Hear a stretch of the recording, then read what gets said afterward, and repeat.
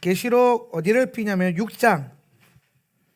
그래서 6장 3절에서 17절 말씀. 3절에서 17절 말씀. 제가 한 절, 여러분이 한 절, 우리 교독하면서 읽겠습니다. 제가 먼저 읽습니다. 그가 둘째 봉인을 열었을 때 나는 둘째 생물이 나오너라 하고 말하는 것을 들었다. 다른 붉은 말 한 마리가 나왔다. 그 위에 앉은 사람에게 사람들을 서로 죽이게 하여 땅에서 평화를 없애는 권세가 주어졌고 그에게 큰 칼이 주어졌다. 거기 큰 칼 밑줄 형광펜으로 꺼놓으세요. 큰 칼이 주어졌다. 예.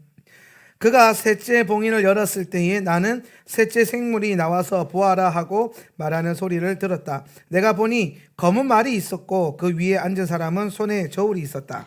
내 생물 가운데서 나는 소리가 있으니 밀 4분의 1이 한 데나리온이고 보리 3분의 1이 한 데나리온이다. 올리브 기름과 포도주는 해하지 마라 하고 말하는 것을 나는 들었다. 그가 넷째 봉인을 열었을 때에 넷째 생물이 나오너라 하고 말하는 소리를 들었다. 내가 보니 보라 푸르스만 말이 있고 죽음이란 이름의 사람이 그 위에 앉아 있었다. 그리고 시올이 그 뒤를 따르고 있었다.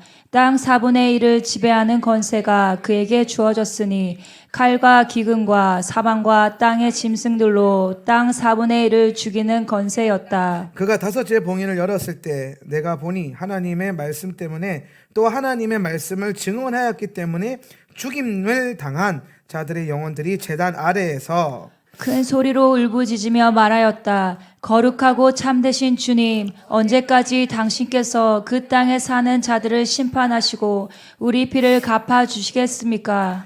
그들 각자에게 흰옷이 주어졌다. 그리고 그들은 그들처럼 죽임을 당하기로 되어 있는 그들의 동료 종들과 형제들이 그들처럼 다 죽어서 수가 찰 때까지 조금 더 쉬라고 하는 말을 들었다.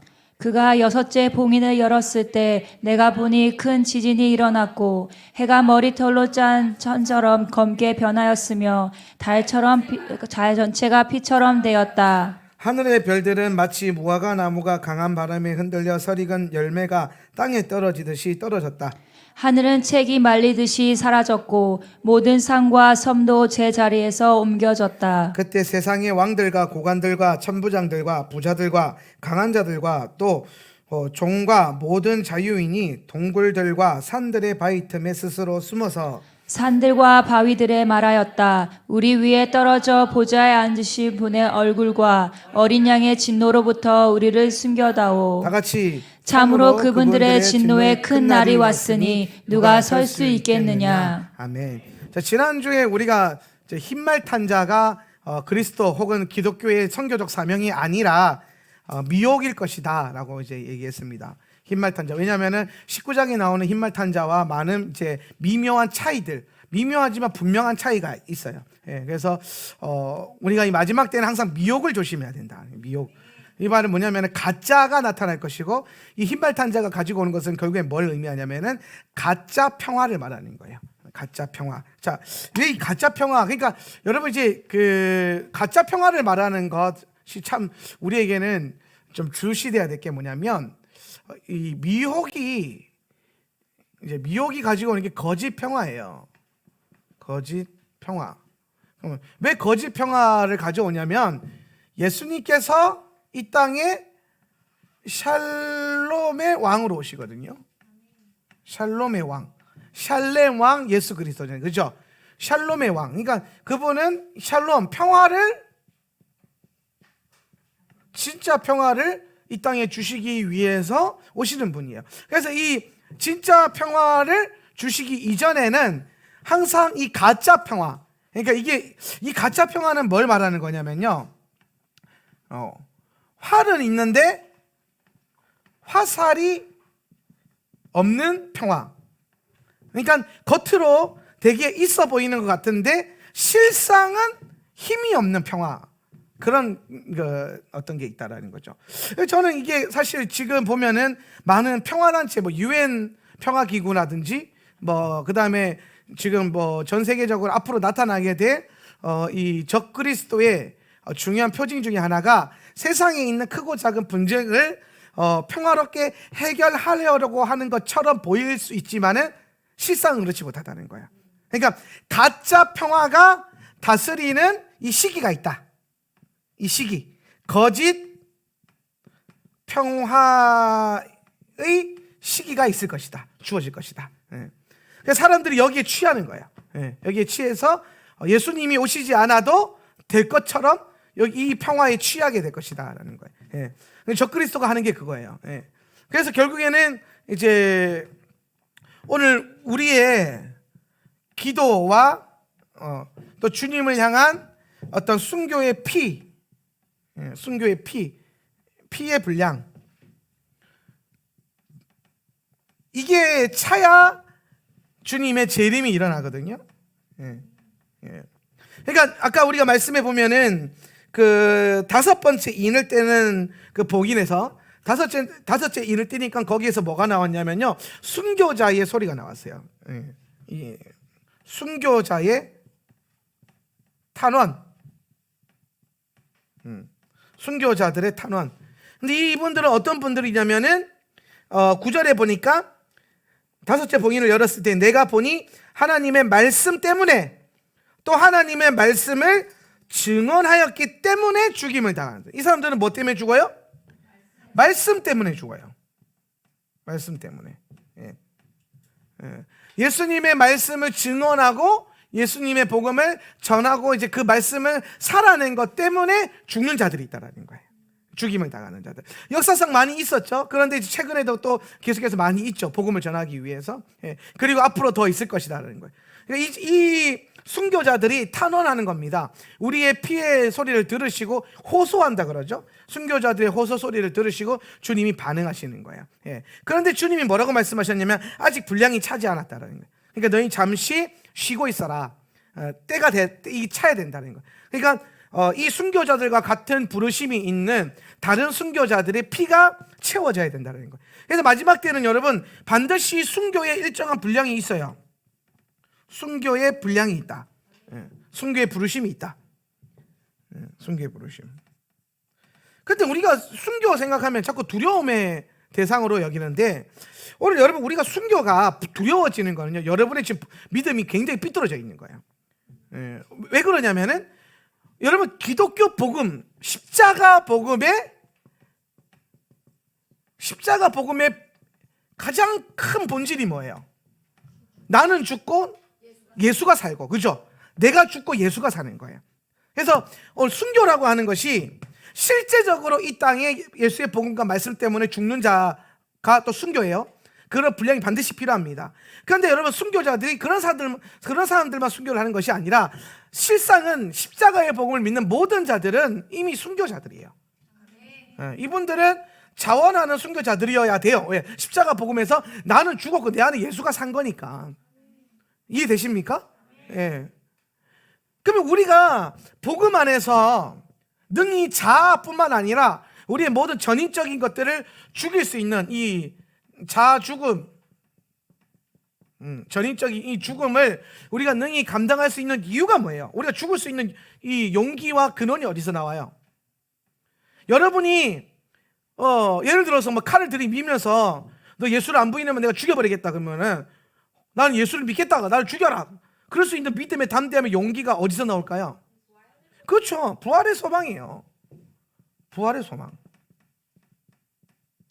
십자가 복음이 가르치는 게 뭐냐면요, 성도는 그리스도의 십자가에서 죽었고 오늘 주께서 십자가에서 죽으시고 3일 만에 부활하신 것처럼 우리도 십자가에서 죽었고 우리도 주님의 날에 부활한다라는 거예요. 예수님이 부활의 첫 열매가 되셨던 것처럼. 그러니까 여러분 이 땅에서 우리가 지금 당장 먹고 살고 죽는 게 이게 문제가 되면 안 돼요.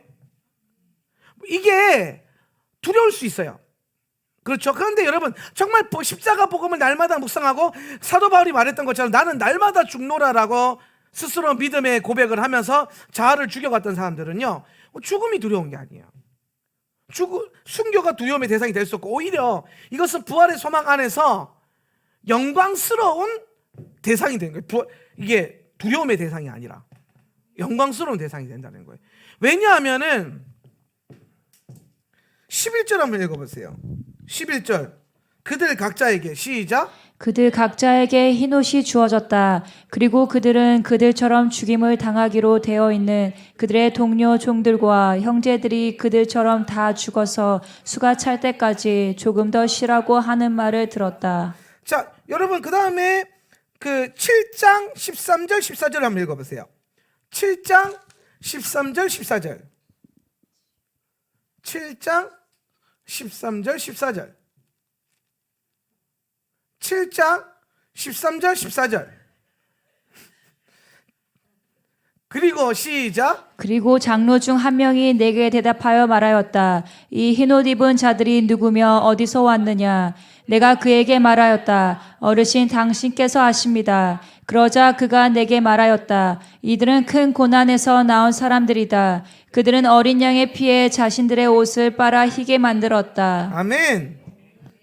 자, 15절 보면은 15절 한 장 더 봐야 되는데 7장 15절. 성경을 그냥 펴놓으세요. 성경을 눈 감고 읽어야지 성경을. 자, 그러므로 그들은 시작. 그러므로 그들은 하늘의 보좌 앞에 있어 하나님의 성전에서 밤낮으로 하나님을 섬기고 보좌에 앉으신 분께서는 그들 가운데 거하실 것이다. 자, 보세요. 6장에서 하나님의 말씀을 증언하는 일 때문에 죽었던 자들에게 무엇이 주어졌냐면은 흰옷이 주어졌어요. 그렇죠? 그리고 이 흰옷 입은 분들이 7장 가니까 어디에 나타나냐면은 주님의 보좌 앞에서, 주님 보좌 앞에서, 여러분 주님의 보좌 앞에서 이 흰옷 입은 자들이 주를 경배하고 하나님을 섬기고 있는 거예요. 그런데 이게 천상에 있는 24장로들, 이 24장로들은 천상에서 매우 권위 있는 자들이에요. 매우 권위 있는 자들입니다, 영적으로. 그런데 이 권위 있는 자들이 와서 뭐라고 말하냐면 이 흰옷 입은 자들이 누구며 어디에서 왔느냐 하면서 놀라는 거예요. 그랬더니 오늘 이들은 큰 고난에서 나온 사람들이다. 이 큰 고난이 뭐예요? 주 말씀을 증언하는 일 때문에 죽임을 당했던 그 일들, 못배임 당하는 그 일들, 그 큰 고난을 나온 사람이라는 거예요. 지나간 사람이라는 거예요. 그러니까 그들은 어린 양의 피에 자신들의 옷을 빨아 희게 만들었다라는 거예요.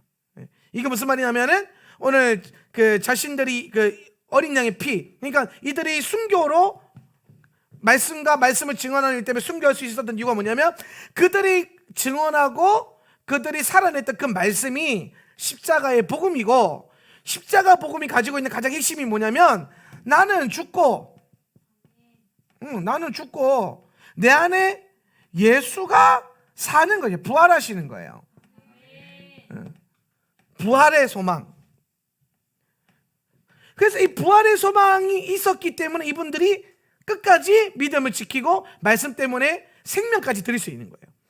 그러면은 오늘 이들에게는 주의 보좌 앞에서 흰옷이 주어져서, 흰옷은 뭘 말하냐면은 왕의 혼인 잔치에 들어가는 예복이에요. 예복. 자, 여러분 그 혼인 잔치가 공중에서 열릴 겁니다. 할렐루야. 예, 혼인 잔치가 공중에서 열릴 거예요. 예, 오늘 우리가 그 공중으로 들림 받을 것인데. 예. 그런데 여러분 혼인 잔치 비유 혹시 기억나십니까? 왕의 혼인 잔치의 비유? 택함 받은 사람은 적거나 그 청함 받으면 자는 많으나 택함 받은 사람은 적다. 예. 근데 이 말이 뭐냐면 왕의 그 혼인 잔치, 왕의 잔치가 있었는데, 그게 혼인 잔치예요. 그 잔치가 있었는데 지나가는 사람들 다 데리고 오라 그런 거예요. 다 데리고 와라. 그런데 다 데리고 왔는데 왕이 보니까 그 중에 어떤 사람은 예복을 준비했고 어떤 사람은 예복을 준비하지 않은 거예요. 그래서 왕이 화가 나서 예복을 입은 사람은 남겨놓고 나머지 다 쫓아내라 이 말한 거예요. 그래서 혼인잔치에 들어가지 못하고 쫓김을 나가는 거예요. 들어왔다가 쫓김 나가는 거예요. 예수를 믿는데도 불구하고 이 예복이 준비되어 있지 않아서 쫓김 받아가는 거예요. 이거는 여러분 구원을 못 받는다는 얘기가 좀 달라요. 좀 다른 게, 이건 천년왕국의 때에 우리가 환란을 통과하고 난 다음에 환란 후 휴거하잖아요. 그죠? 휴거하고 그 휴거에서 공중에서 혼인잔치가 시작이 되는 거거든요. 그럼 공주잔치가 이제 혼인잔치가 시작이 되는데 요 영광스러운 혼인잔치에 올라가서 주님과 함께 내려와서 그들이 주와 함께 왕노릇 하는데, 근데 여기 올라가는 사람들이 누구냐면 요 흰옷 입은 자들이라는 거예요. 예복을 준비한 자들. 왜냐하면은 예복이 있는 자들은 올라가고 왕이 허락을 해주고 예복이 입지 않은 자들은 쫓겨나가잖아요. 그죠? 이게 마태복음 24장이나 뭐 누가복음 21장으로 오면 뭐냐면은 두 사람이 맷돌을 가는데 한 사람은 올라가고 한 사람은 내버려 두면 다 간다라는 거예요. 누가 올라갑니까?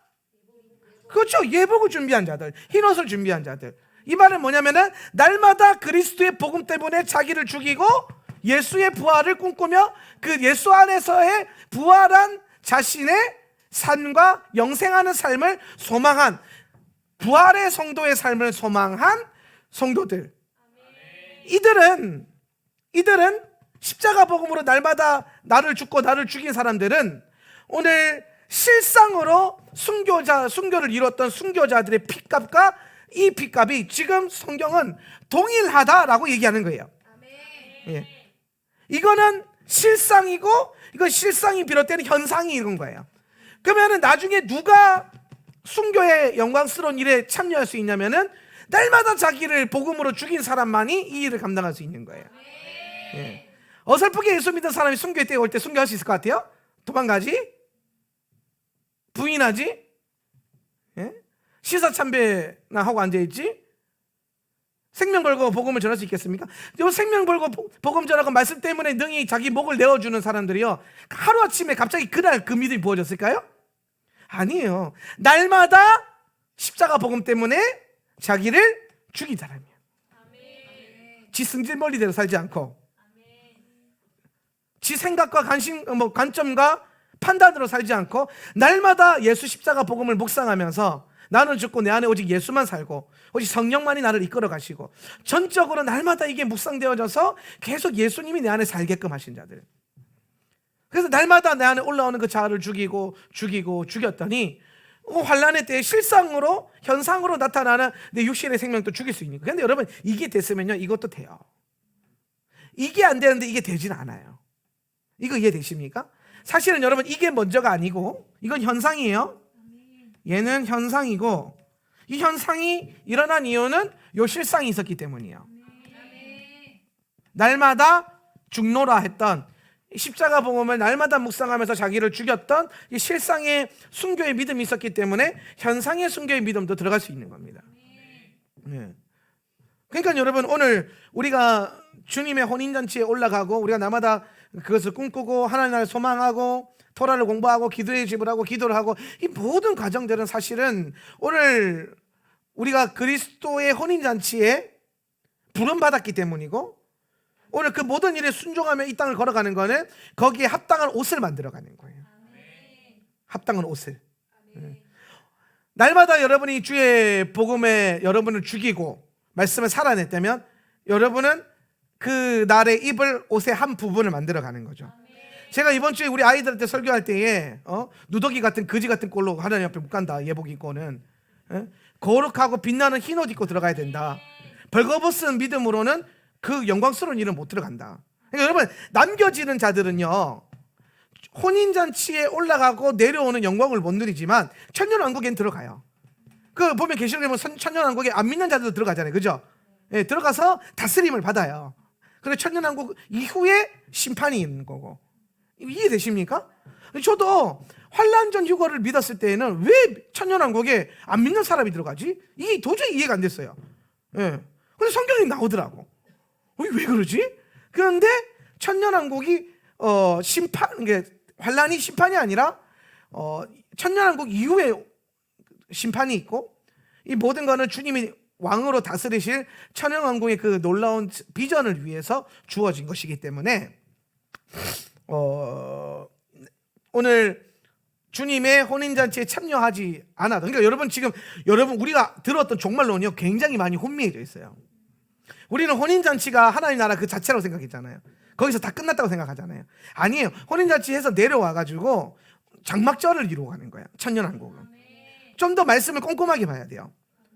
이전 세대 목사님들은 그 세대의 부르심은 이 부르심이 아니었기 때문에 그냥 뭉뚱그려서 주제별로 빵빵빵빵빵 던져줬어요. 그런데 오늘 이 세대 마지막 때를 살아가는 우리는요 마지막 때에 대한 굉장히 선명한 비전이 있어야 되고 계시록에 대한 분명한 실체를 여러분이 알고 있어야 됩니다. 그렇기 때문에 좀 더 여러분이 계시록의 말씀을 좀 더 디테일하고 분명하게 볼 필요는 있어요. 예. 근데 일단은 전반적으로 봤을 때에 어린 양의 혼인잔치는 휴거로부터 시작이 되는데, 이 휴거 자체가 천년왕국 바로 직전, 환란 후, 환란 통과 후. 물론 이제 이 환란 통과라는 이 환란 통과도 두 가지가 있어요. 환란, 그러니까 3년 반, 전 3년 반을 통과하고 후 3년 반 전에 올라간다. 이거 환란 중간 휴거설이 있고, 7년 다 뚫어내고 휴거한다니까 7년 환란 후 휴거가 있고. 예. 이해되십니까? 예. 근데 어쨌든 이제 어느 시점이든 어떠한 환란의 때에 들어가서 이것을 통과하고 난 다음에 올라가는 거예요. 그런데 그럼 이 통과하는 과정에서는 뭘 만드냐면은 내가 올라갈 수 있는 뭘 만드는 거예요? 옷을 준비하는 거예요. 그런데 그 옷을 준비하는 비밀이 뭐냐면은 순교의 피값이라는 거예요. 그래서 순교자의 피 없이 여러분 스스로가 순교자의 그 부르심과 그 사명으로 살지 않으면 여러분에게는 흰옷이 주어지지 않는 거예요. 그렇잖아요. 성경을 보라고요. 누가 흰옷이 주어졌어요? 그들 각자에게 흰옷이 주어졌는데 누구에게? 오늘 말씀과 말씀을 증언하는 일 때문에 죽임을 당했던 자들. 그리고 이거를 실상으로 보니까 날마다 예수 복음 때문에 자기를 날마다 죽이고 예수 안에서 부활하는 그 삶을 살았던 자들. 그러니까 결국에는 십자가 복음을 살아낸 주의 백성들이, 그리고 이것으로 마지막 때에 순교한 자들이 흰옷을 입는 거지, 그냥 교회만 다닌다고 흰옷 입는 게 아니라는 거예요. 예수를 안다고 신앙생활 조금 했다고 되는 것도 아니라는 거예요. 그러니까 복음을 잘 알아야 돼. 복음의 그 정수와 그 비결을 알아야 돼요. 근데 복음의 정수는 딱 하나요. 날마다 죽노라. 날마다 죽노라. 그러니까 제가 토라 가르칠 때 맨날 자아죽음 얘기하는 거예요. 자아죽음. 그랬는데 또 뭐 자아죽음 얘기한다고 뭐 예수께서 2000년 전에 십자가 죽을 때 이미 자아는 다 죽었는데 아직까지 자아죽음 얘기하면 그거 틀린 거다, 이렇게 말하는 혼미한 사람들이 있는데 그거 틀린 거예요. 사도 바울은요 엄청난 율법의 대가예요. 이분이 말씀의 대가라고요. 신약 성경의 절반 이상을 사도 바울이 썼어요. 엄청난 사람이에요. 이분은 예수를 살아생전에 보지도 못했고 따라다니지 않았지만 오늘 그가 알고 있었던 토라의 정수가 오늘 그의 눈이 벗겨지면서 영으로 만난 예수의 영과 토라의 영이 만나서 이 안에서 놀라운 일을 이루어서 예수를 3년 동안 따라다녔던 자들보다 더 많은 성경을 써냈어요. 여러분, 이건 놀라운 일인데, 근데 그가 뭐라고 말해요? 나는 날마다 죽노라. 나는 죽고 예수가 사는. 그러면 나는 이제는 내가 사는 것이 아니라 내 안에 예수가 사는 것이다.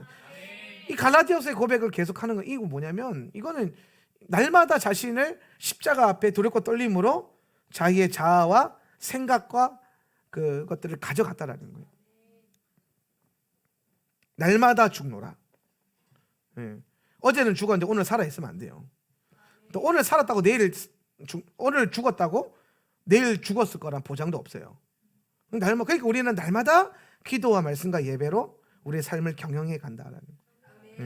이걸 잘 배우셔야 된다는 거예요. 그러면은 우리가 흰옷이 준비될 것이고 어린 양이 혼인잔치에 올라가서 내려와서 영광스럽게 다스리는 자가 될 것이다. 여기 이제 5번째 인이에요.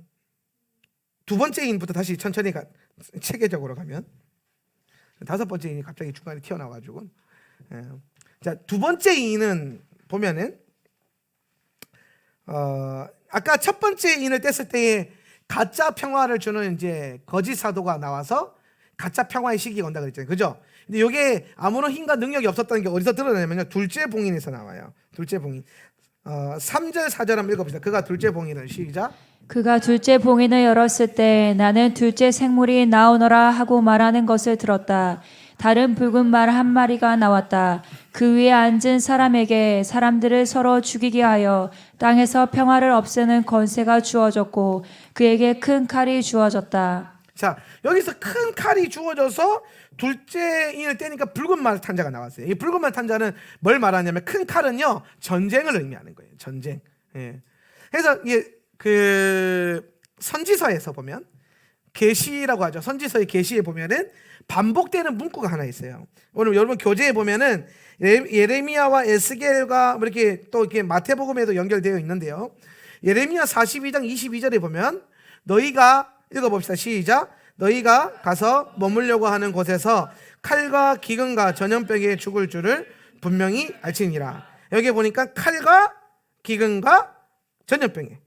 두 번째 예레미야 44장 13절에 내가 시작. 내가 예루살렘을 벌한 것 같이 애굽 땅에 사는 자들을 칼과 기근과 전염병으로 벌하리니. 여기도 칼과 기근과 전염병이에요. 그 다음에 에스겔 6장 11절.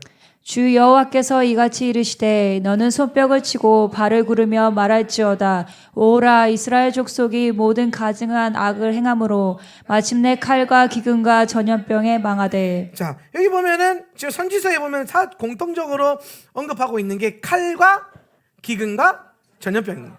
칼과 기근과 전염병. 예. 그래서 여기 칼이 뭘 말하는 거냐면요, 칼이 전쟁을 의미하는 거예요. 예. 그래서 이 칼이 바로 뭐냐면 붉은 말탄자, 하나님이 쓰시는 이 붉은 말탄자. 요 붉은 말, 둘째인이 때렸을 때 붉은 말탄자가 나오는데 우리 그에게 뭐가 주어져 있어요? 큰 칼이 주어져 있어요.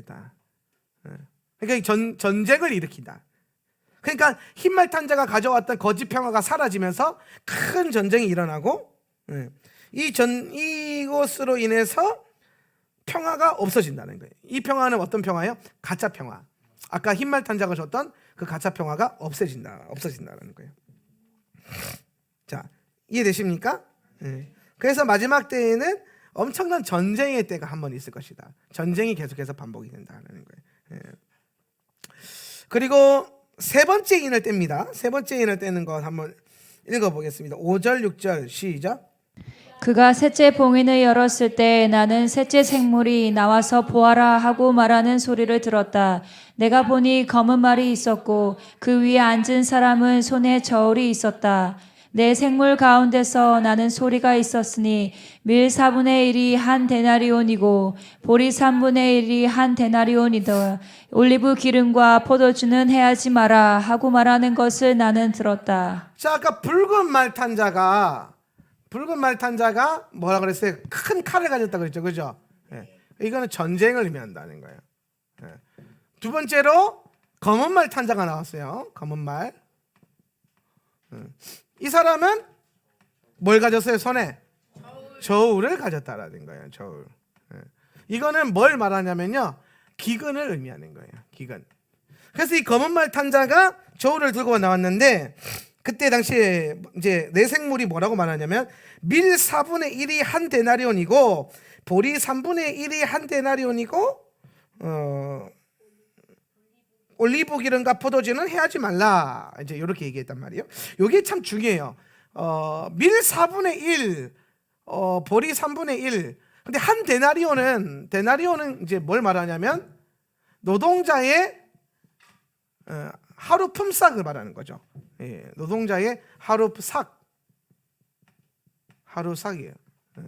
그럼 요새 노동자들 하루 일하면 얼마 받죠? 한 8만 원 받나요? 일당 한 8만 원 나오네. 8만 원에서 10만 원? 그럼 9만 원 합시다. 9만 원. 하루 이제 뭐 1급이 한 9만 원 정도 된다고 치면, 그러면은 그 밀 4분의 1이 한 데나리온이다라는 거야. 그럼 밀 4분의 1은 도대체 뭘 말하는 거냐? 라고 했을 때에 요거를 당시 통계 수치로 내보면요, 쉽게 설명하면 물가가 10배 올랐다 생각하시면 돼요. 10배 올랐다. 그러니까 노동자가 하루 일한 것으로 한 끼 못 먹어요. 이렇게 생각하면 돼요. 이해가 되십니까? 10배가 올랐으니까. 10배가. 9만 이렇게 밀가루가 예를 들어서 뭐 10,000원 하던 게 갑자기 10만 원이 돼 버린 거죠. 10,000원 하던 게. 그러면은 이제 9만 원 번 것으로 이거를 다 못 사는 거예요. 온전하게. 그러니까 4분의 1밖에 못 사고 3분의 1밖에 못 사고 이런 일이 일어나는 거예요. 근데 이제 그 좀 정확한 통계로 의하면은 물가가 약 10배 정도 올랐다. 지금 뭐 마트 가면은 쌀 한 포대가 한 5만 5천 원에서 6만 원 하잖아요. 그러니까 쌀 한 포대가 55만 원, 60만 원이 된 거죠. 우리나라로 치면. 그러니까 그 노동자가 쇠가 빠지게 일을 해도 쌀을 못 먹어요. 제대로 밥을 제대로 못 먹는 거예요. 쌀만 먹어서 살 수가 없이 반찬도 먹어야 되는데, 그러니까 엄청난 인플레이션이 일어나는 거예요. 그럼 여러분, 지금 밀과 보리, 저기서 밀과 보리라고 했잖아요. 밀과 보리는 뭘 말하냐면은 이스라엘 백성들이 먹었던 주식이에요. 주식. 우리나라 말로 치면 쌀. 우리나라로 치면 쌀값이 10배 올랐다, 이렇게 생각하는 거예요. 쌀값이 10배 올랐다. 예. 그럼 여러분 생각해 보세요. 밀과 보리 쌀값이 오르는 이유가 뭐예요? 왜 오르죠? 수요는 많은데 공급이 적을 때, 수급의 불균형으로 인해서 가격의 변동성이 커지는 거거든요. 예. 그러니까 지금 요 시대에 지금 세 번째 봉인을 여는, 주님 봉인을 떼버리면 어떤 일이 일어나냐면은 엄청난 이 땅에 기근이 와가지고 그 농작물의 기근으로 해서 열매가 별로 없는 거죠. 밀과 보리와 쌀이. 그 살려고 한 산은 많은데, 그러니까 10배 이상 확 올라버리는 거예요. 10배 이상. 이런 일이 성경에 기록된 대로 실제로 일어날 것을 믿으시면 아멘. 네. 그래서 제가 아는 목사님은 이걸 믿고 밀과 보리에 전 세계 곡식류에다가 엄청나게 투자를 하고 있어요. 네. 왜냐하면 10배 이상 올라갈 거니까. 네. 왜냐하면 그분은 계시록의 말씀이 실제가 될 것을 믿으니까. 저도 개인적으로 투자하면서 콩이나 옥수수 이런 쪽으로 조금씩 소량을 모아가고 있어요. 네. 그런 것들이. 왜 그렇게 하냐면 성경에 있는 것이 저는 실제로 일어날 것을 믿어요. 네. 그래서 우리 가끔 뉴스에 보면 메뚜기 떼가 아프리카에서 올라와서 중국을 향해 오고 있다, 이런 말 들으면 우리 막 가슴이 두근거리는 거죠. 성경대로 되는 거 아니냐 막 이러면서 그럼 내가 막 콩을 더 사놔야 되나 막 이런 생각을 하고. 네. 그래서 이런 때가 올 것이다. 근데 여러분 여기서 중요한 게 뭐냐면 올리브 기름과 포도주, 올리브랑 포도주는 뭐 하지 마라? 해하지 마라. 건드지 마라 이 말이에요. 예. 하나님께서 밀과 보리, 그러니까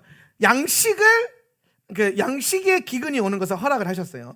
예, 이거 허락을 하셨어요. 그런데 올리브랑 포도주는 기근이 오지 못하게 만들었어요. 여기 두 가지 의미가 있어요. 첫 번째가 뭐냐면 올리브랑 포도가요, 제일 유명한 게 이스라엘이에요. 중동 이쪽이 제일 잘 나요. 여기에. 그게 무슨 말이냐면은 마지막 때에 이스라엘이 주로 그 생산해내는 이 작물을 하나님께서 보호하신다라는 거예요. 네, 이스라엘이. 네. 그래서 무슨 일이 일어나냐면 마지막 때에 이스라엘 나라 안에 전 세계 모든 나라들이 이 작물과 이런 게 다 기근이 오니까 점점 경제가 힘들어지는데 이스라엘은 경제가 반대로 올라가는 거지. 하나님의 이 보호하심을 해서 올리브와 포도주 요걸로 대박 나겠죠. 네. 그러면 여러분 이제 딱 감이 오시죠.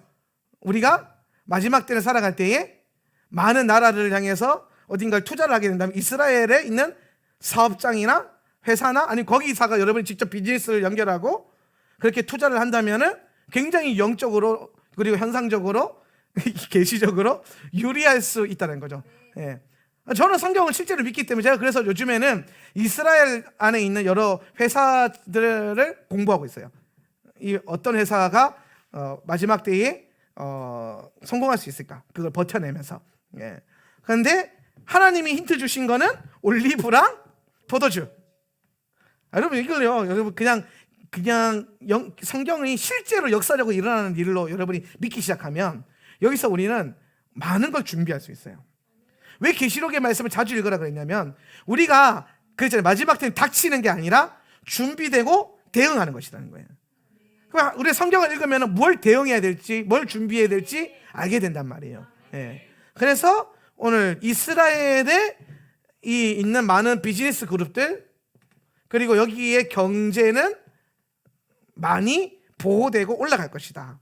예. 여기도 근데 완전히 보호되는 거 아니에요. 밀과 보리가 박살나니까. 예. 그런데 얘네는 밀과 보리가 없어도 올리브랑 포도주가 더 강하거든요. 사실은 그 올리브랑 포도는요 약간 가뭄이 들어도 잘 일어나요. 예. 노아가 홍수 이후에 포도를 심었잖아요. 예. 포도가 엄청나게 풍족해졌잖아요. 그러니까 여러분 홍수가 끝났을 때 땅이 굉장히 피폐해지거든요. 땅이 박살이 나잖아요. 비옥하지가 않단 말이에요. 그런데 포도가 심었는데 잘 나왔어요. 이 말은 뭐냐면은 포도가 그런 여러 가지 안 좋은 환경에서도 잘 자랄 수 있고 올리브 나무는 더하죠. 뭐 우리 그때 그 겟세마네 기념교회 갔을 때에 그 앞에 예수님 시대 때 있었던 올리브 나무 봤죠? 예수님 시대 때 2000년이 지났어요. 올리브 나무 아직까지 살아있고 열매 맺고 있어요. 아직까지. 예. 놀랍지 않습니까? 예수님이 따먹은 올리브 나무일지도 몰라요. 일 수도 있고 아닐 수도 있고 그건 알 수가 없지만은 근데 식물학자들이 추정해보면 이게 예수님 시대 때에 있었던 올리브 나무라는 거예요. 그런 것처럼 이제 중동의 그 많은 가뭄과 기근을 뚫어냈던 게 올리브 나무란 말이에요. 그래서 그것들이 보호된다. 이거는 이스라엘을 보호하시기 위한 하나님의 계획 중에 하나일 것이다. 두 번째는 뭐냐면 올리브랑 포도주는요 하나님을 제사하고 성례전 내 사용되는 중요한 것이기 때문에 이거를 하나님께서 보존하신다는 거예요. 그분이 예배받기 위해서. 자, 여러분 이거는 이 성례전에 대한 것들을 어디에서 근거를 찾을 수 있냐면은 출애굽 당시 애굽의 열지왕 있죠? 애굽의 열지왕이 있었는데 하나님께서 이스라엘 고센 땅에 있는 유대인들의 가축과 작물들은 보호하셨죠, 그죠? 예. 그러니까 애굽에 있는 모든 가축이 다 역병 걸려서 죽었어요. 근데 고센 땅에 있었던 유대인들, 이스라엘의 양과 소들은 안 죽었어요. 염소들은 왜 안 죽었죠? 하나님 보호하셨어요, 그죠? 하나님 왜 보호하셨어요? 왜 보호하셨어요? 양과 염소와 소를. 그렇지. 광야에 갔을 때에 하나님께 날마다 제사를 드려야 되잖아요. 날마다 상번제 해야 되고 화목제 드려야 되고 속죄절에 절기 지켜야 되고 여러분 장막절 때 때려잡는 소가 숫자가 그때 70마리라고 했나 내가 계산했을 때 70마리 소를 매년 70마리씩 잡아야 되고 막 그러려면 여러분 이게 가축이 보호돼야 되잖아요, 그렇죠? 그래서 하나님의 예배가 보호되기 위해서 애굽의 전체를 치실 때에도 유대인들 안에 있는 가축을 보호하셨던 것처럼 오늘 올리브와 포도주는 주님을 기념하고 성례전을 이루어가는 데 중요한 그 물품이기 때문에 이때에도 주님은 예배를 받으시겠다는 거죠. 이때도 주님은 제사를 받으시겠다는 겁니다. 그래서 그걸 위해서 특별한 보호함을 준다는 거예요. 네. 이해되십니까? 네. 오늘 여러분 계시록 읽으면서 마지막 때를 읽고 마지막 때에 여러분의 자산을 불릴 수 있는 투자 전략도 받고 할렐루야. 네. 아니 농담이 아니고요. 여러분 이게 실제로 본다면 저는 그래서 항상 그 농수산물의 그 흐름, 가격 흐름, 선물 지수의 흐름을 많이 살펴요. 왜냐하면 거기서 하나님의 때에 어떤 특별한 포인트가 올 거기 때문에 거기서 이 성경에 나오는 이 인플레이션의 그 놀라운 그 사인들을 발견할 수 있거든요. 그래서 그런 것들도 우리가 참고할 수 있다는 것. 그리고 여러분이 앞으로 비즈니스 할 때 우리가 뭐 그때 제가 농단 삼아 18억 무슬림들을 향해서 인프라를 넓혀보자 그랬지만 그것도 좋지만은 장기적인 면에서는 이스라엘 안에 있는 어떤 비즈니스와 연결되는 것도 굉장히 중요하다. 실제로 이스라엘과 연결된 비즈니스를 하는 선교사님들이 많잖아요. 근데 그분들의 사역이 조금 제가 왜 그런지 좀 알 것 같아요. 예전에는 뭐 그렇게까지 해야 되나 이 생각까지 했었는데 제가 실제로 경제학을 공부하면서 뭔가 비즈니스 관련해서 뭔가 일을 하면서 느끼는 게 성경적으로 이게 성경이 하나님 말씀이고 이게 이대로 일어날 거 내가 믿으니까 일단은 거시적 경제관에 의해서 보면은 이거는 해야 되는 거죠.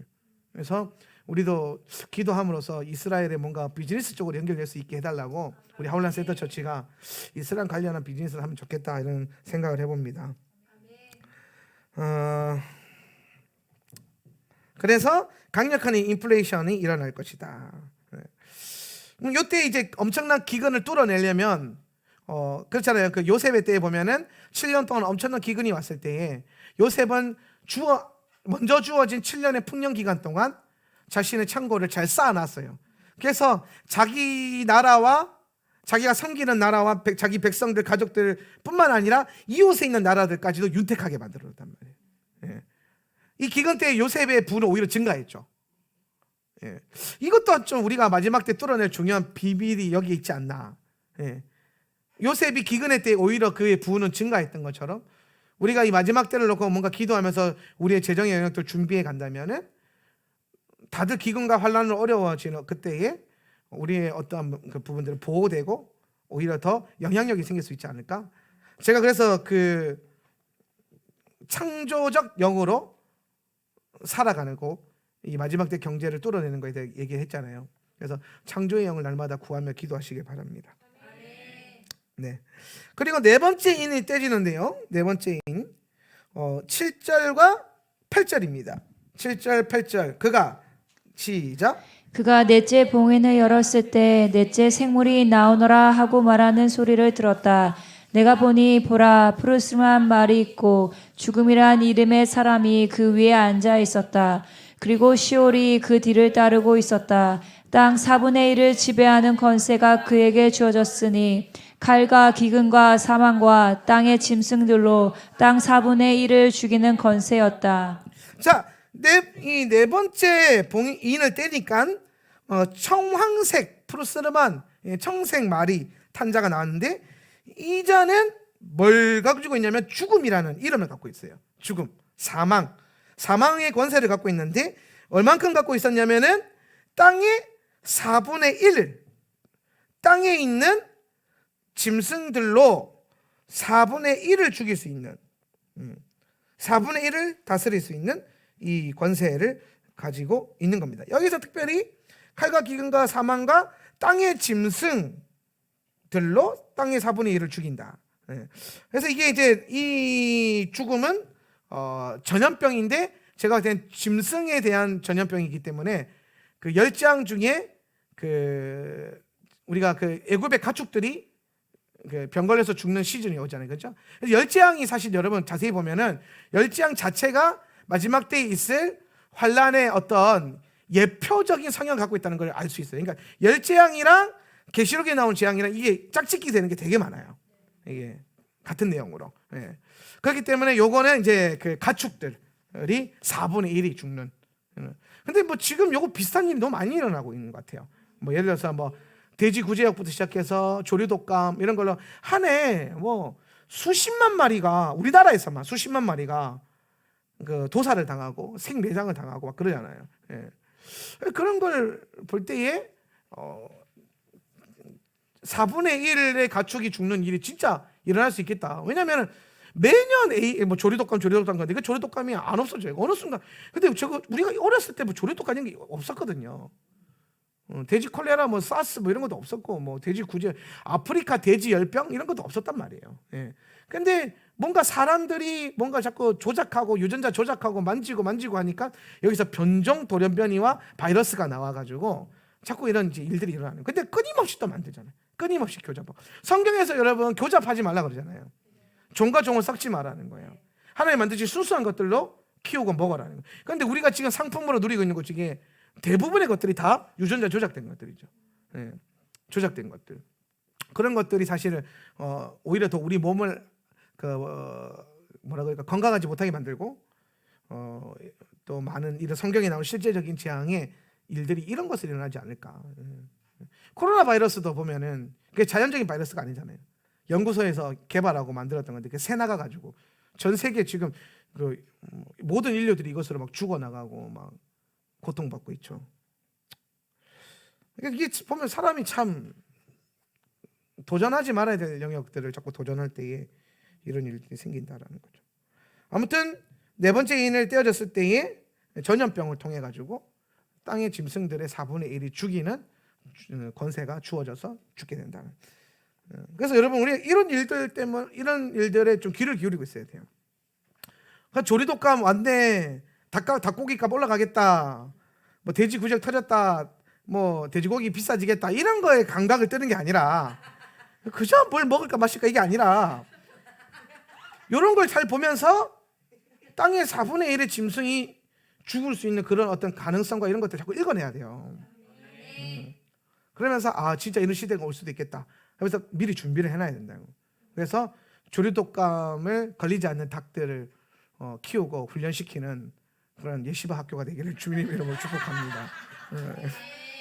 근데 그 조류독감 안 걸리는 비결 중에 하나가 그거더라고요. 방목해서 키우면 된대요. 케이지에 가둬놓으면 닭들이 이제 면역성이 약해지고 저항력이 약해져서 그 조류독감이 쉽게 걸리고 이게 다 된대요. 그런데 그 방목한 닭들은 토종 닭들은요 지금까지 단 한 번도 조류독감에 걸린 예가 없대요. 놀랍죠? 그래서 그런 것들 여러분 물론 이제 좀 이해가 안 되는 거는 철새 이런 것들도 조류독감 걸리던데 걔네가 옮기고 다니고 막 그러잖아요. 아무튼 근데 통계는 그래요. 그래서 그 닭을 키울 때도 케이지 말고 풀어놓고 키우는 것들을 하고 뭐 이렇게 잘 연구하면은 되지 않을까. 우리 예시바 학생들에게 여러분의 미래 먹거리가 안전하게 공급될 것이냐 안 될 것이냐가 그 아이들에게 달려 있다라는 것. 특히 우리 닭부장들에게 지혜와 명철이 임하기를 바랍니다. 실제적으로 그런 걸 보면 우리가 이제 자급자족이라고 하는 이 시스템들이 조금씩 가동이 되고 우리 아이들에게 어떠한 산업군보다도 1차 산업과 6차 산업으로 연결되는 이 일들에 좀 더 관심 있게 우리가 좀 봐야 되지 않나 생각을 합니다. 자, 그 다음에 5번째 인 떼지는 거 아까 했습니다. 5번째 인은 아까 한 게 이제 순교자들의 피해 분량이 필요하다 그 얘기했고요. 그 다음에 6번째 인입니다. 6번째 인은 말씀 구절이 좀 많아요. 12절에서 17절인데요. 한 번 더 읽으면서 좀 찬찬히 보겠습니다. 그가 6째 시작. 그가 6째 봉인을 열었을 때 내가 보니 큰 지진이 일어났고 해가 머리털로 딴 천처럼 검게 변하였으며 달 전체가 피처럼 되었다. 하늘의 별들은 마치 무화과 나무가 강한 바람에 흔들려 설익은 열매가 땅에 떨어지듯이 떨어졌다. 하늘은 책이 말리듯이 사라졌고 모든 산과 섬도 제자리에서 옮겨졌다. 그때 세상의 왕들과 고관들과 천부장들과 부자들과 강한 자들과 모든 종과 모든 자유인이 동굴들과 산들의 바위 틈에 스스로 숨어서 산들과 바위들에 말하였다. 우리 위에 떨어져 보좌에 앉으신 분의 얼굴과 어린 양의 진노로부터 우리를 숨겨다오. 참으로 그분들의 진노의 큰 날이 왔으니 누가 설 수 있겠느냐. 자, 12절에 보면요. 6번째 봉인은 좀 심각한 재앙이 일어납니다. 이때부터 천재 지변에 대한 일들이 일어나는데 12절에 보면 큰 지진이 먼저 일어나요. 그죠? 큰 지진이 일어나고 해가 머리털로 짠 것처럼 검게 변했고 해가 변해서 검게 변했어요. 달이 전체가 빛처럼 됐다. 이 말이 뭐냐면 그 땅에서 봤을 때에 해가 시꺼멓게 보이고 달이 시뻘겋게 보인다는 거예요. 이게 여러분 뭐로 나타나냐면 화산재. 화산이 폭발이 심각하게 일어나서 화산재가 대기질을 딱 덮어버리면요 온 땅이 어두워지잖아요. 그죠? 그래서 해가 어두워 보이고 그게 저녁이 되면 이제 약간 이제 달도 불그스름하게 보인대요. 그러니까 이 화산 폭발이 강하게 일어날 건데 이 화산 폭발이 뭐로 일어나냐면 아까 앞에 있었던 큰 지진 때문에 일어나는 거예요. 큰 지진 때문에 아마 큰 지진과 화산 폭발에 의해서 이런 그 천재지변이 일어날 것이다. 이게 첫 번째 스타트가 되는 겁니다. 근데 여러분 애굽의 10가지 재앙 있잖아요. 10재앙. 애굽의 10가지 재앙에 보면은 뭐 나일강이 핏물로 변하고 뭐 개구리가 올라와서 다 죽고 막 역병이 돌고 돌림병이 돌고 그러잖아요. 그죠? 근데 이거를 크리스천 과학자들이 연구를 했대요. 그러니까 하나님이 어떻게 그냥 물론 하나님이 영권으로 막 이렇게 심판으로 막 이게 때렸을 수도 있지만 뭔가 이 사람들이 이 성경을 읽을 때에 그 연계성을 발견했대요. 연계성. 이게 먼저 터지고 이것으로 인해서 연쇄작용으로 빵빵빵빵 터지는 거. 이게 하나님 앞에서 예언되면서 시작되고 근데 과학적으로 연계성이 나타나더라는 거예요. 그래서 이분이 이제 한 과학자가 이제 밝혀낸 게 있는데 이게 뭐냐면 10가지 재앙의 시작점이 아마 주변 인국에 있는 가장 큰 어떤 화산이 터져서 화산 폭발로 인한 연쇄작용으로 이 10재앙이 다 일어났을 것이다. 그렇게 연구한 학자들이 있어요. 근데 제가 그 책을 좀 읽어봤는데 상당히 의미가 있었어요. 상당히 이제 학문적으로 이번에 그냥 그 단순한 창조과학자가 아니라 학계에서도 꽤 인정받는 그런 학자였는데 그분이 이제 이만한 책 두께로 이제 그 논문처럼 이제 그 책을 쓴 거예요. 그래서 제가 한번 읽어봤는데 뭐 굉장히 설득력이 있다고 괜찮더라고요. 그러니까 10가지 재앙이 화산 폭발과 연결되어 있을 것이다라고 보더라고요. 그러니까 제가 요 6번째 인이 화산 폭발이 스타트가 된다라는 거가 좀 중요하게 여겨졌고, 근데 그것만 있는 게 아니고 천재지변, 하늘의 별들이 무화과 나무가 강한 바람에 흔들려 설익은 열매가 땅에 떨어지듯이 하늘의 별들이 떨어졌다. 하늘의 별들이 떨어졌다. 그러니까 뭔가 그 처음에 제가 이걸 봤을 때 이제 우리 사역자들한테 오늘 제가 문득 생각난 게 있어가지고, 야, 인공위성 하늘에 몇 개인지 찾아봐. 내가 뜬금없이 현지한테, 현지야, 우주에 인공위성이 몇 개 있어? 라고 하니까 얘가 엄청 당황하더라고요. 내가 그걸 어떻게 알아? 이러면서 말만 안 했을 뿐이지 뭐 그걸 나한테 물어봐 뭐 이런 거죠. 그래서 이제 우리 사역자들이 찾아봤어요. 검색을 해봤는데 우주에 한 10,000개 정도가 떠 있다는 거예요. 인공위성이 한 10,000개 정도. 걔네가 어떤 이유로 인해서 기능을 상실해서 땅에 떨어지는 모습이 아닐까라고 상상만 해봤어요. 근데 이제 일단은 많은 성경을 연구하는 교수님들의 이야기들은 뭐냐면 운석이나 어떤 소행성이 떨어져서 이제 그런 게 보일 것이다. 근데 제가 한번 생각해봐도 열매 떨어지듯이 그렇게 여기 별이 떨어지는 게 말이 되나? 라는 생각을 좀 해봤어요. 근데 인공위성뿐만 아니라 그냥 별일 수도 있겠다고 생각했던 이유가 뭐냐면 14절에 보니까 하늘은 책이 말리듯이 사라졌고 모든 산과 섬도 제자리에서 옮겨졌다. 그러니까 지각이 뭔가 이제 변동이 일어나잖아요. 그러니까 뭔가 좀 이 땅에 강한 충격이 임하는 거죠. 그래서 봤을 때는 소행성, 큰 소행성 아니고 뭐 옛날에 있었던 목성에 부딪혔던 그 소행성, 그거는 그 목성 아니었으면 지구가 박살난다면서요. 1900 몇 년도라 80 몇 년도인가 그 소행성 그 목성에 부딪힌 사건이 하나 있었는데, 그런데 그런 소행성이 아니라 이거는 이제 그냥 지표면에 땅이 어느 정도 이제 변동이 있을 정도니까 뭐 큰 그건 아니겠지만 아무튼 엄청나게 많은 그 운석과 소행성들이 땅에 떨어져서 지각에 어떤 변동이 있을 것이다. 섬과 땅이 옮겨질 것이다. 거죠. 어떤 큰 충격이 있는. 그래서 제가 봤을 때는 인공위성은 아닌 것 같고 그냥 소행성 하나 떨어질 수도 있겠다. 그래서 우리가 이제 한때 이제 언제냐 재작년인가 플래닛 X인가 뭔가 그 루머 떠돌아가지고 그 해에 그때 플래닛 X가 지구를 향해 오고 있다, 곧 부딪힌다. 그래서 뭐 어떤 사람이 그걸 너무 자기는 나한테 그 교회 찾아와가지고 하는 말이 뭐 자기는 벙커도 지하에 벙커도 만들어놨다. 나중에 자기 하는 말 나중에 실상이 되면 자기가 생각날 거라고 막.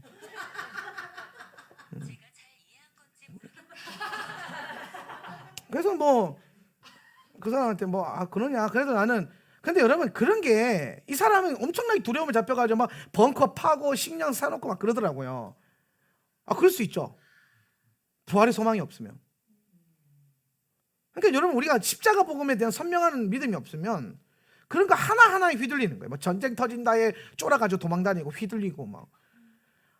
좀 성도의 담대함이 여러분 공포 가운데 평안을 누리는 게 성도의 담대함이에요. 예. 많은 미혹이 두려움으로 와요. 많은 미혹이.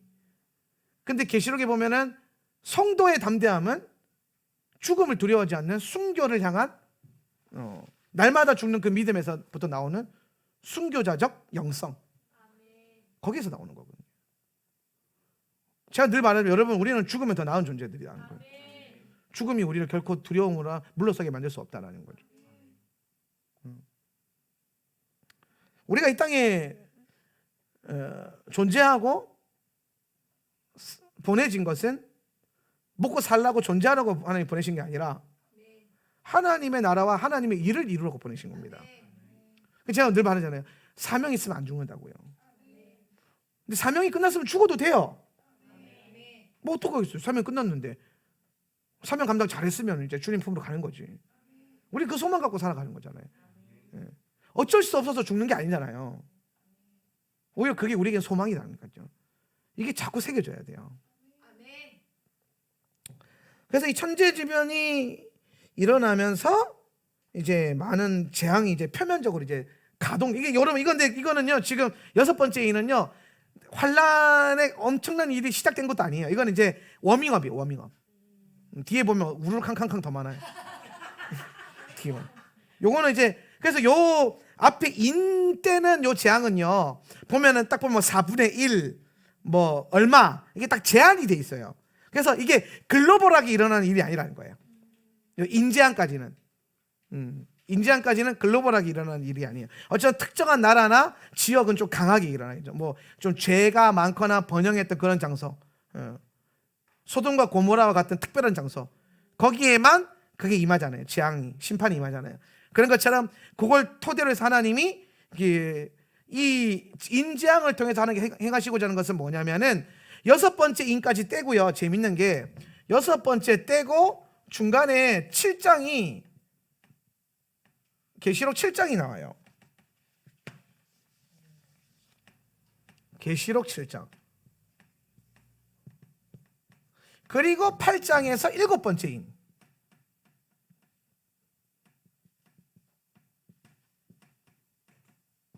그래서 요 중간에 뭐 일이 하나 있어요. 일이. 요 일이. 예. 요것 때문에 6번째 인까지 좀 살짝 쿵 우르르 캉캉캉. 근데 요거 다음부터는 한 템포 쉬고 엄청난 우르르 캉캉캉 으로 가는 거야. 근데 요때까지는 6번째 인까지는 요거는 왜 했냐면 요거 때문에 요 일에 요때 일어나니. 요게 뭐냐면은 이스라엘을 중심으로 해서 모든 열방이 하나님께로 회개하며 돌아오는 부흥의 역사예요. 요때 부흥이 일어나요. 14만 4천 인침 받는 것도 요때 일어나요. 하늘 보좌의 성도들과 땅의 성도들이 영계로 만나서 연합해서 보좌 앞에서 찬양하고 희옷 입은 자가 누구냐 했는 그게 요때 일어나는 거예요. 그리고 7번째 천사가 나와서 인을 떼고 반 시간 동안 잠잠하거든요. 그리고 난 다음에 무슨 일이 일어나냐면 기도의 집에 부흥이 일어나요. 뒤에 보면 나와요. 그 다음에 얘기해 줄 건데. 그래서 이제 요 앞에 있는 6번째 인까지의 재앙은 장차 올 부흥을 준비하기 위해서 사람들을 깨우는 거예요. 뭘 깨우냐면 지금 요 앞장까지는 사람들이 어떻게 생각하고 있냐면 우리의 과학과 기술과 우리의 능력으로 오래 살 수도 있고 재앙을 피할 수도 있고 먹거리를 일으킬 수도 있다. 우리가 열심히 유전자 조작하고 이렇게 하면은 뭐 먹을 양식도 다 우리가 천재지변과 상관없이 극복할 수 있다. 그러면서 이제 요즘에 배양육 이런 거 만들잖아요. 실험실에서. 배양육이 뭐냐면은 그 줄기세포 연구해가지고 우리가 고기를 먹으려면 뭐 닭이나 돼지나 소를 직접 도살을 해야 되잖아요. 그렇게 하지 않고 시험관에다가 줄기세포 떼어가지고 거기서 그 비커에다가 배양을 시키는 거예요. 그래서 얘가 고기가 스테이크가 만들어지는 거지 이렇게. 예. 여러분 미국과 영국에 보면요 그거를 그 재료로 한 레스토랑 집이 이미 오픈이 돼 있어요. 그 배양육을 먹을 수 있는 굉장히 그런 일도 일어나고 있어요. 이거 지금 상용화되기 바로 시작인데 우리나라도 연구 많이 하고 있고 우리나라 이런 대학교 가면은 연구실에서 이거 연구 되게 많이 하고 있어요. 이렇게 느려요 사람 우리 성도님들이. 예, 세상 돌아가는 것과 너무 느려. 이미 외국에서는 레스토랑 이거 전문적으로 하는 레스토랑 그러니까 이거 하는 사람들 누가 많이 가냐면은 그 예전에 그 동물 복지와 학대에 반대했던 베지테리언들이나 이런 신념 있는 분들 있죠. 그런 분들이 이제 자기 신념과 상관없이 고기를 먹을 수 있잖아요. 생명을 빼앗지 않고서도 고기를 얻을 수 있는 거예요. 예. 맛의 질감이 조금 차이는 나는데 크게 차이를 안 날 때까지 만든다 그러더라고요. 이런 기술을 왜 계속 개발할까요? 이거예요. 앞서서 요거. 하나님 내가 내 힘과 능력으로 바벨탑 쌓아서 하늘에 닿겠다. 이 근성이 지금 모든 과학기술과 산업기술 안에 다 포함되어 있는 거예요. 그런데 6번째 인 딱 떼지고 요 앞에 그러니까 인재앙 시작되잖아요. 이게 다 박살이 나는 거예요. 우리 힘으로 인플레이션 조정할 수 있을 줄 알았는데 막 밀 한 대 값이 막 폭등해 버리고 막 10배 이상 올라가 버리고 막 컨트롤이 안 되고 그죠? 그리고 아까 청황색말 튀어나오니 갑자기 가축 4분의 1이 다 죽어버리고 막 먹을 거 다 사라지고 막 고기 못 먹고 막 날마다 막 풀떼기 씹어 먹어야 되고 막 이런 상황이 오고 우리 과학기술과 이런 걸로 지구를 안전하게 보호할 수 있을 줄 알았는데 막 운석 떨어지고 소행성 떨어지고 여러분 아마겟돈이나 딥 임팩트라고 하는 영화 있어요. 그 헐리우드에서 만든 거, 이 사람들이 성경을 참고해서 만들지 못했다라는 거를 어떻게 알 수 있냐면은, 성경에는 분명히 사람이 못 막는다고 나와 있거든요. 근데 거기 영화에 보면 다 사람이 막아요. 브루스 윌리스가 막 사위 보내면서 다 영웅스럽게 죽으면서 막아내잖아요, 그 소행성의 충돌을. 근데 그때 되면 그런 거 없다, 영화일 뿐이었다. 영화를 왜 그렇게 만들었을까요? 그런 기대감과 소망을 가지게끔 사람들에게 머릿속에 깔아놓는 거예요. 왜? 그날이 진짜 올 거니까. 내가 그냥 음모론이 아니라 여러분, 이 모든 문화체계 안에 있는 이 일루미나티 세력들은 장차 올 하나님의 일들에 대해서 사람들이 반항적으로 생각할 수 있도록 아젠다를 깔아요. 그게 주로 많이 쓰는 게 영화란 말이에요, 영화. 그러니까 이미 딥임팩트나 뭐냐, 그 아까 내가 말했던 아마겟돈이나 이런 영화로 이미 우주선으로 뛰어가지고 거기 핵포탄 심어가지고 누구 하나 거기다 터뜨리면 그 한 사람의 죽음으로 전 인류를 구할 수 있어라고 하는 영웅담이 머릿속에 이미 들어가 있잖아요. 그런 헛된 꿈을 꾸는 거란 말이지. 근데 성경에 보니까 뭐라고 돼 있어요? 못 막는단 말이죠. 못 막는다는 거예요. 땅이 옮겨지고 성이 옮겨질 정도로 강력한 충돌과 재앙이 임할 것이다.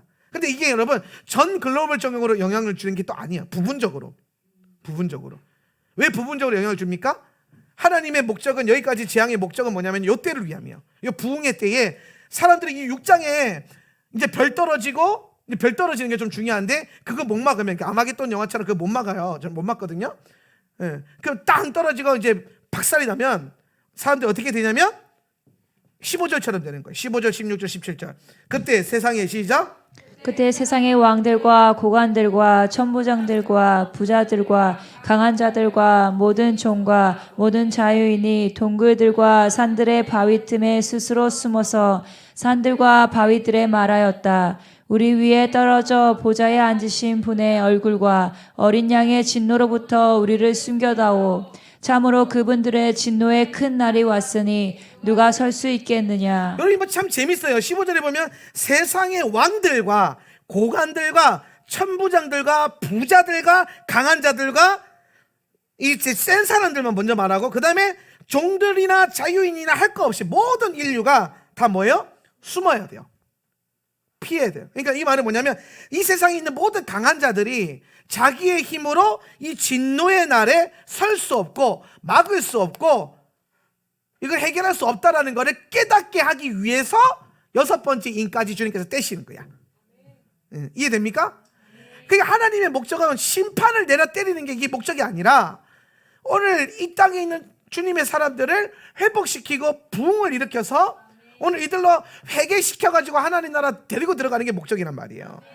그래서 먼저 6번째 인까지 그걸 살짝 맛을 보여주고, 이 사람도 이제 막 어떻게 망했어 이러잖아요, 그죠? 그러면서 갑자기 7장에 주님이 이제 인치로 다니시는 거예요. 이스라엘을 중심으로 해가지고. 그래서 어떤 일이 벌어지냐면, 2일 후에 시작. 2일 후에 내가 보니 보라, 아무도 셀 수 없는 많은 무리가 있었다. 그들은 모두 이방 나라와 민족과 백성과 언어에서 나온 자들인데 흰 옷을 입고 손에는 종려나무 가지를 들고 보좌와 어린 양 앞에 서서. 자, 보면은 요 수많은 무리들과 이방 나라와 민족과 백성들이 다 뭐예요? 흰 옷을 입고 종려나무 들고 보좌 앞에 나오는 일이 일어나는, 이게 부흥이에요, 부흥. 흰옷 입는 세대가 일어나는 거지. 뭐 때문에? 앞에 있었던 이 재앙과 경고성의 메시지, 이 6번째 인 때문에 여기 일어나는 겁니다. 그래서 이 일을 이루기 위해서 이 앞전에 이미 14만 4천 이스라엘 백성들 인치는 거 다 끝났고, 이스라엘뿐만 아니라 이방인 나라까지 다 연합해서 주님의 보좌로 모아오는 거예요. 그래서 천상의 경배자들과 이 땅의 경배자들이 보좌 앞에서 영으로 연합되어지는, 천상의 예배가 회복되어지는 이 부흥의 시대가 이때 오는 거예요. 그래서 이때 잠깐 주님의 이 심판의, 이제 환란의 타임테이블이 살짝 느려져요. 살짝 느려져요. 그게 어디서 나오냐면은 8장 1절에 보면은 8장 1절 어린 양이 시작. 어린 양이 7째 봉인을 열었을 때 약 반 시간 동안 하늘이 조용해졌다. 보세요. 보면은 7번째 봉인을 열었단 말이죠. 이거 다 끝나고, 그러니까 하늘이 반 시간 동안 조용했다라는 거예요. 뭔가 하나님이 스톱시키는 시즌이 있다라는 거예요. 막 몰아치시다가 강력한 붕이 일어나다가 인때면 바로 재앙이 오는 게 아니라 뭔가 또 딱 브레이크 거는 시간이 있어요. 왜냐하면 이 남은 뒤에 있는 후산년 반을 뚫어내기 위한 준비하는 과정들이 있거든요. 이때 일어나는 게 어떤 붕이냐면 기도 운동과 기도의 집의 회복 역사가 일어나요. 그거에 대해서는 다음 주에 자세하게 나누도록 하겠습니다. 자, 전체적인 흐름과 스케줄들을 여러분 성경을 좀 디테일하게 좀 보실 필요가 있어요. 계시록 같은 경우는 그래서 우리가 이걸 어렵게만 생각하지 말고 이게 순서적인 부분들보다는 이 재앙과 환난과 계시록에 나오는 이 일들이 왜 일어나는가가 중요해요. 왜 일어나는가? 그러니까 환난이 왔어. 하나님 날 괴롭히시려 그러나 이러면 이미 환난이 의미가 없어져 버리는 거예요. 고난이 왔어요. 하나님 날 싫어하셔. 이러면 이미 고난이 들어오는 의미가 사라지는 거죠.